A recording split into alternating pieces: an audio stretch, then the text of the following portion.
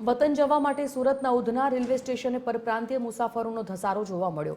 દિવાળી અને હોળીના તહેવારો દરમિયાન જોવા મળતી ભીડના દ્રશ્યો ફરી એકવાર ઉધના રેલવે સ્ટેશને જોવા મળ્યા। વતન જવા માટે પરપ્રાંતીય મુસાફરો હજારોની સંખ્યામાં ઉમટી પડ્યા છે।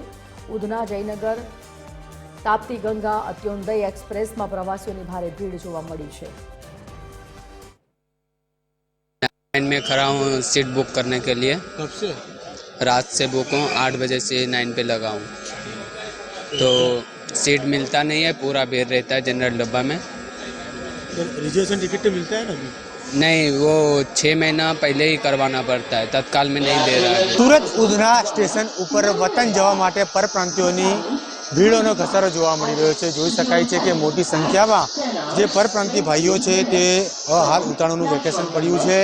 ખાસ કરીને ઇન્ડસ્ટ્રીઓમાં પણ વેકેશનનો માહોલ ચાલી રહ્યો છે, ત્યારે તમામ લોકો પોતાને વતને જઈ રહ્યા છે। મોટી સંખ્યામાં પરપ્રાંતીય ભાઈઓની ભીડ જોવા મળી રહી છે। તે ઉપરાંત અહીં જે છે કમાન્ડોની ફોર્સ પણ જોવાઈ રહી છે। જોઈ શકાય છે આરપીએફ પોલીસના જે કમાન્ડો છે તે પણ અહીં જોવાઈ રહ્યા છે, કારણ કે જે રીતે પાલવામાં હુમલો થયો હતો તો સુરક્ષાની દ્રષ્ટિએ અહીં પણ જે છે પોલીસ બંદોબસ્ત ગોઠવવામાં આવ્યો છે। Surat police headquarter, railway police, RPF police અને સ્થાનિક પોલીસ કુલ 4 જેટલી પોલીસની ટીમ દ્વારા અહીં જે બંદોબસ્ત રાખવામાં આવ્યો છે। તે સાથે જ કહી શકાય છે આ તમામ જે મુસાફરો છે તેઓ રાત્રે 1 વાગ્યાથી લઈને લાઇનમાં ઊભા છે, કારણ કે તેઓને રિઝર્વેશન ટિકિટ મળી નથી અને અંતે તેઓએ ચાલુ ટિકિટ લઈને લાઇનમાં ઊભા રહેવાનો વારો આવ્યો છે। કહી શકાય છે કે જે રીતે ટિકિટ બારી ખુલતી જ હોય છે 2 મહિના પહેલાં જ, તો તે ચાલુ થતાની સાથે જ ટિકિટ એક દિવસમાં જયાનગર એક્સપ્રેસ, પુરી એક્સપ્રેસ, ઉધના દાનાપુર એક્સપ્રેસ અને તાપ્તી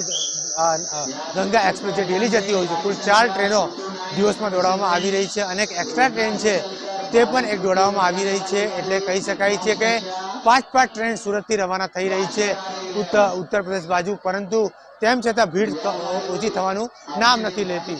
કેમેરામેન જસ્મીત સાથે જયેન્દ્ર પાંડે, ટ્વિટર ગુજરાતી, ફક્ત ગુજરાતી, સુરત।